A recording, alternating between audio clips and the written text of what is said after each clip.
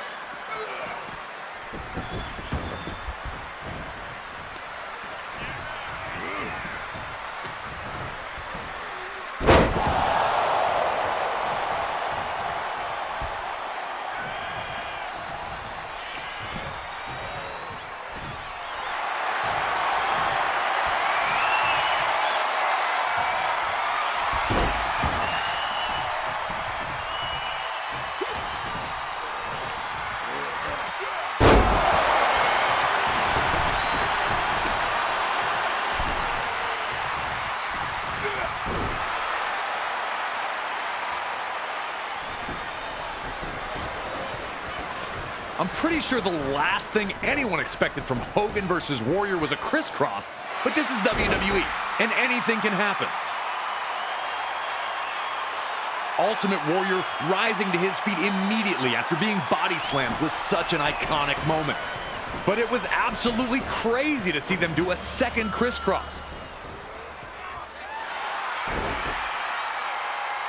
And when Warrior returned the body slam to Hogan, it hurt the Hulkster.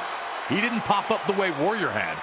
Just the difference in reactions between the body slams, you could sense that change was in the air. Seeing Hogan struggle like this wasn't something the WWE Universe was used to. After the clothesline sent him crashing to the floor, Hogan appeared to hurt his knee, the last thing he needed. Ultimate Warrior was here to prove that his hype was real. Warrior was going to run right through Hogan at this pace.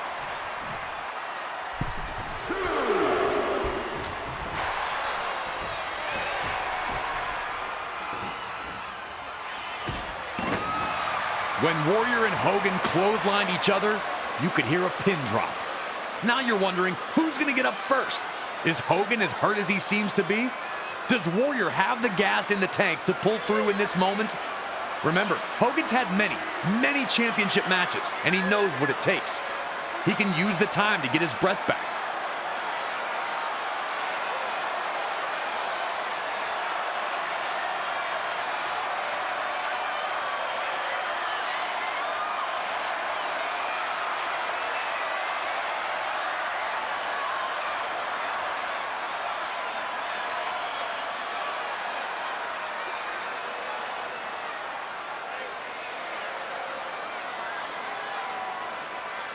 And then Warrior sits up, and half of the arena goes crazy while the other half lets out a defeated groan. Ultimate Warrior looking every bit the dominant superstar, getting to his feet while Hogan stays down. The Hulkster was running out of magic. Could he find one more iconic comeback?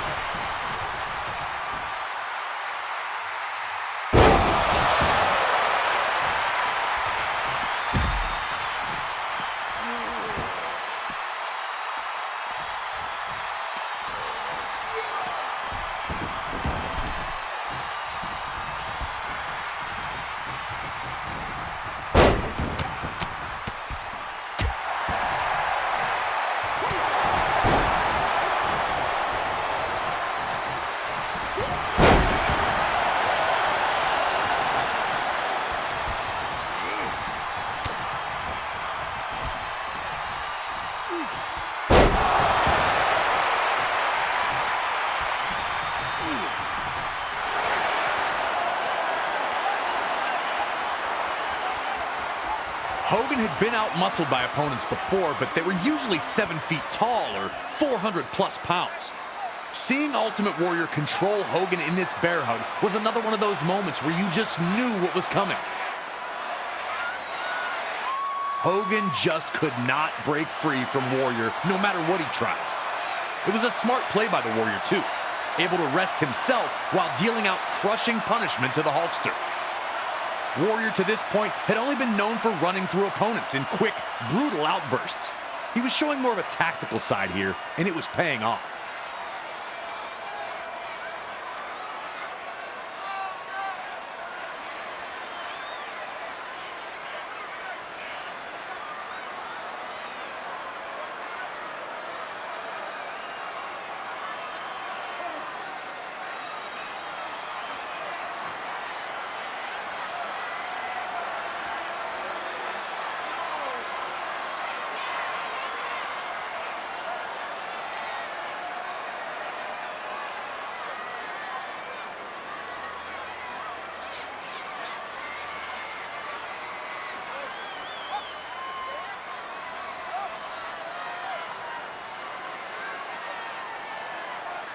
Ultimate Warrior was showing that the moment wasn't too big for him. He wasn't trying to rush anything. With two of WWE's most popular superstars competing, the WWE Universe was divided.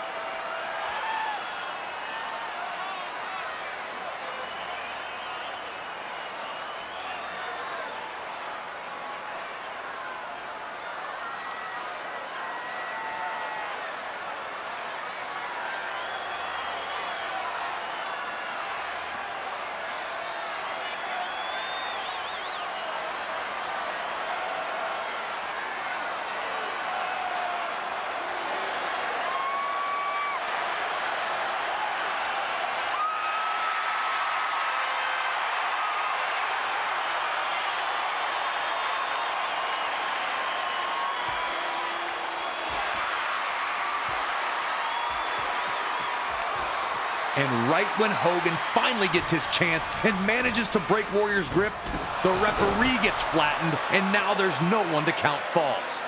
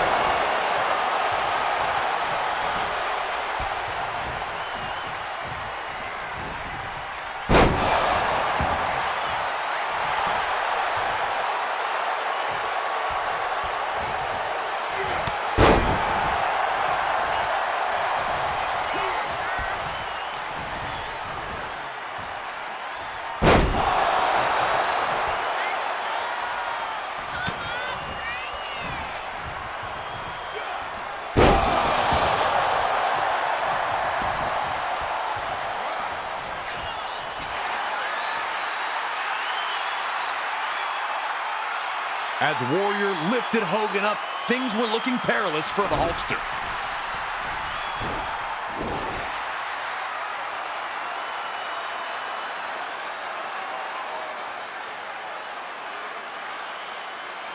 The Hulkamaniacs were hoping for one last gasp from Hogan.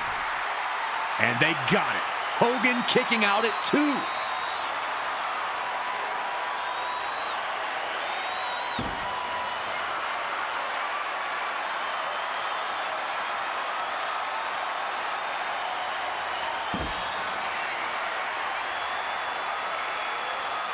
A familiar sight as Hogan begins to shrug off the attack of the Warrior, slowly getting back to his feet.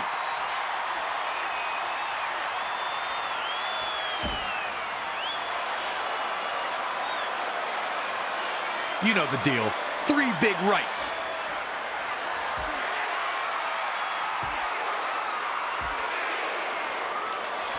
The big boot. And then Hogan misses the leg drop. Hogan crashes hard to the mat. Now it was just up to the Ultimate Warrior to fulfill his destiny. Could he defeat Hulk Hogan?